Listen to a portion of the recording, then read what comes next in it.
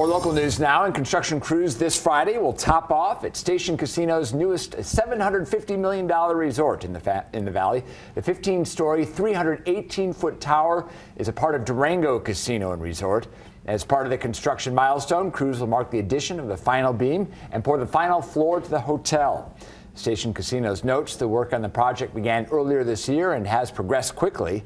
The resort should open sometime late next year.